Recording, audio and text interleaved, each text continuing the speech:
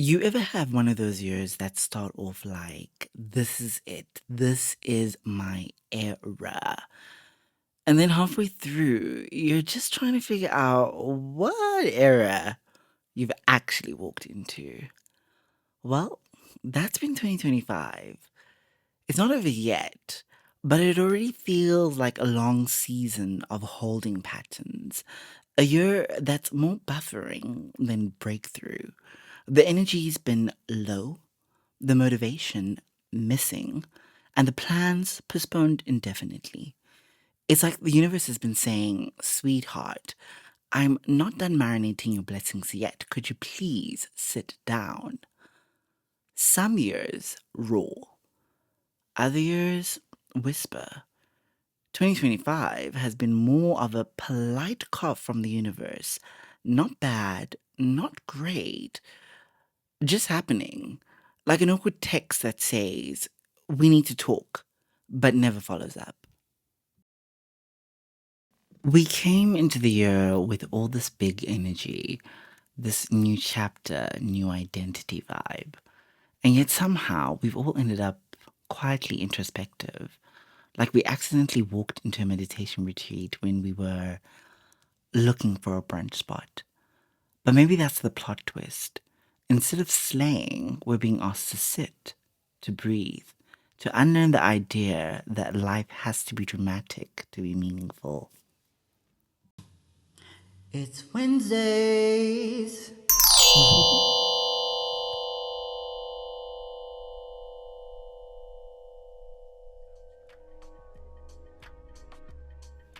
Hello, hello, hello, my loves, and welcome back to yet another episode of Wednesdays with Woody, where we are interrupting your midweek chaos to bring you some laughter, hopefully some clarity, and a little emotional damage disguised as reflection. Today, we're talking about the in between, the weird stretch between what was and what's coming. Because we're not at the end of the year yet, but we can feel it breathing down our necks like a passive aggressive deadline. 2025 hasn't slayed. Not yet. She's been slow, uncooperative, and a little stingy with the miracles. But maybe that's okay. Maybe this is the prep era, the season before the season. Maybe this is the montage no one claps for. The off screen scene where the character quietly becomes who they're supposed to be before the next big plotline begins.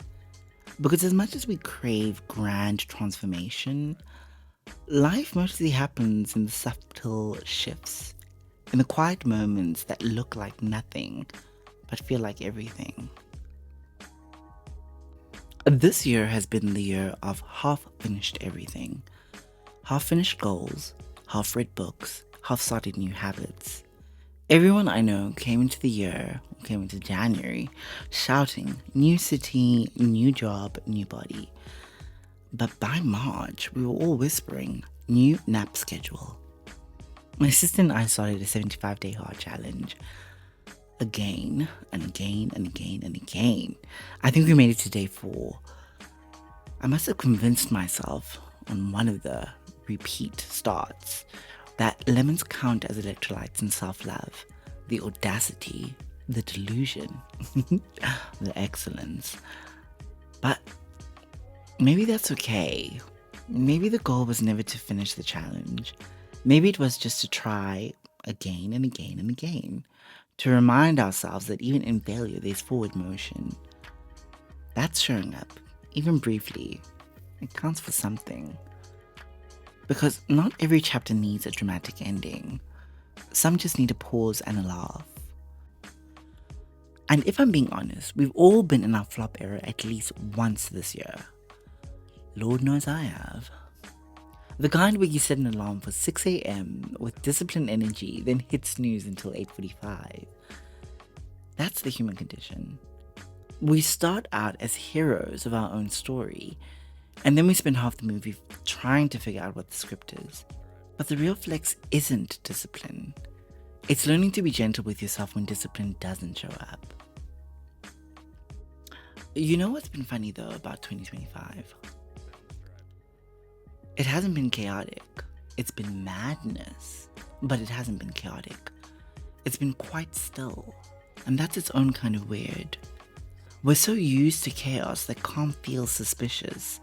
Like, why isn't something breaking? Why isn't something going wrong? Why isn't something unraveling? I know that everyone's tired. I know that everyone's been in a reflective state. And everyone's been wondering if they're doing enough. And spoiler alert, you're doing enough. You are doing more than enough. And that's what transition looks like. You're not stuck. You're just steeping. The tea of our lives is still brewing. The flavor's not ready yet. You can't rush a perfect blend of chaos and growth. And while we steep, maybe it's okay to let things be flavorless for a bit. To exist in the lukewarm space between who we were and who we're becoming. Because there's grace to the in-between. It's where momentum hides. It's where we learn to trust ourselves again without performance or pressure. When life says no, at least you can rant, cry, or cut your bangs. But when life says not yet, that's psychological warfare. It's the loading screen of existence. You're just sitting there like, okay, universe, any day now. I've been there. I'm still there. Staring at my goals, wondering why they're taking so long. But maybe the waiting isn't a curse. It's calibration. Maybe the stillness is trying to teach us rhythm again. Maybe the delay isn't punishment, it's precision. But honestly, if everything came on time, we'd never learn timing. Maybe that's what 2025 is teaching us. How to trust the lag, to believe that there's purpose in the quiet, to stop interpreting stillness as stagnation. Because what looks like nothing is often where everything's being rearranged behind the scenes. The pause is not empty, it's pregnant. It's expectation in disguise. For me, this year has been a quiet teacher. I've learned that peace doesn't come with fireworks. It comes with small rituals. Sunday lunches that last way too long. Walks without playlists. Dancing in the kitchen just because the Wi-Fi cut out. It's the realization that success isn't about the next big thing. It's about small, soft consistencies. This year taught me that rest is also rebellion. That you can be building even when you're not posting. That maybe slow isn't failure, it's foundational. And honestly, for me that's growth. The quiet kind. The, dare I say, the adult kind. The I'm learning not to panic anymore kind. And in a world that glorifies the grind, being still feels counterculture. But rest isn't quitting. It's the brave decision to believe you are already enough. Even when the world keeps shouting, do more. Maybe that's what maturity looks like. Not chasing constant change, but finally learning to sit inside yourself and like what you find there. We treat life like an Amazon cart. Add abs, add clarity, add emotional stability, add a partner who doesn't send voice notes longer than the relationship itself, and then boom, delivery delayed. But what if that's grace? What if the delay is the universe giving you time to grow into the thing you've been asking for?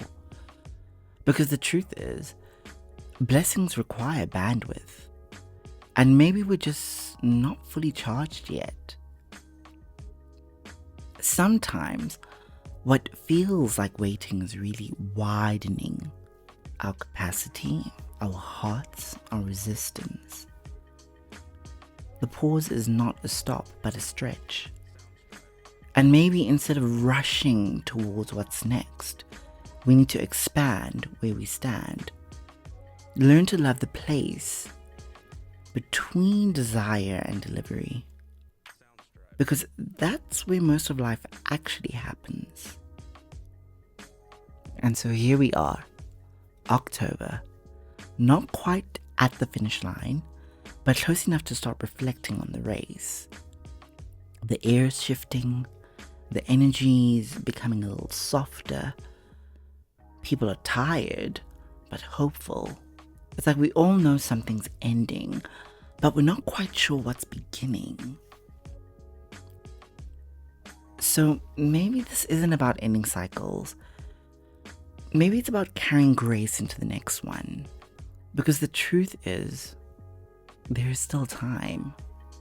Time to recalibrate, to reflect, to reimagine what slaying even looks like. Maybe the year forgot to slay, but you don't have to. We still have 2 months left. And that's enough time to really surprise yourself. Enough time to rest. Enough time to rebuild. Enough time to even restart. The year does not have to be lost. Every slow chapter is setting us up for something new. And if we listen closely, we can almost hear the next era humming underneath.